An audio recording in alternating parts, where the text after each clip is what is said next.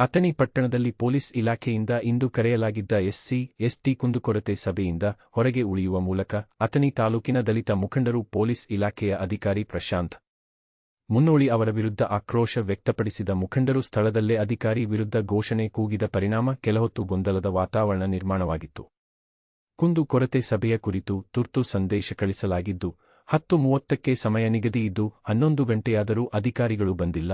ಸಭೆಯ ಸ್ಥಳದ ಕುರಿತು ಗೊಂದಲ ಉಂಟಾಗಿ ಹಲವರು ಸಭೆಗೆ ಬರಲು ಆಗಿಲ್ಲ ಅನ್ನುವ ಕಾರಣಗಳಿಂದ ದಿಢೀರ್ ಪ್ರತಿಭಟನೆ ನಡೆಸಿ ಡಿವೈಎಸ್ಪಿ ಪ್ರಶಾಂತ ಮುನ್ನೋಳಿ ಅವರಿಂದ ಬೇಕೆಂದೇ ಇಂತಹ ಧೋರಣೆ ವ್ಯಕ್ತವಾಗುತ್ತಿದೆ ಎಂದು ಆರೋಪಿಸಿದ ದಲಿತ ಮುಖಂಡರು ಶುಕ್ರವಾರ ಅಥಣಿ ಪಟ್ಟಣದ ಅಂಬೇಡ್ಕರ್ ವೃತ್ತದಲ್ಲಿ ಸಮಾವೇಶಗೊಂಡು ಪ್ರತಿಭಟನೆ ನಡೆಸುವುದಾಗಿ ಮಾಧ್ಯಮ ಗೋಷ್ಠಿ ನಡೆಸಿದರು.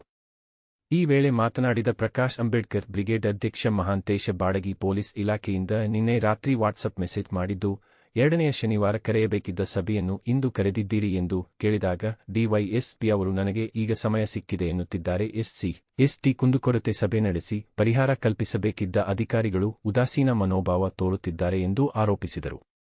ಈ ವೇಳೆ ಮಾತನಾಡಿದ ನ್ಯಾಯವಾದಿ ಮಿತೇಶ್ ಪಟ್ಟಣ ಪ್ರಶಾಂತ ಮುನ್ನೋಳಿ ಅವರು ಅಧಿಕಾರ ವಹಿಸಿಕೊಂಡು 8 ತಿಂಗಳಾಗಿದ್ದು ಅವರು ದಲಿತ ವಿರೋಧಿ ನೀತಿ ಅನುಸರಿಸುತ್ತಿದ್ದಾರೆ. ಜಾತಿ ನಿಂದನೆ ಪ್ರಕರಣಗಳಲ್ಲಿ ಆರೋಪಿಗಳನ್ನು ಬಂಧಿಸುತ್ತಿಲ್ಲ, ಪ್ರಕರಣಗಳನ್ನು ಬಿಪಾಲ್ಸ ಮಾಡುತ್ತಿದ್ದಾರೆ. ಈ ಹಿಂದೆ ಹಲವು ಜನ ಡಿವೈಎಸ್ಪಿ ಆಗಿದ್ದರು, ಆದರೆ ಹೀಗೆ ಅನ್ಯಾಯವಾಗಿರಲಿಲ್ಲ.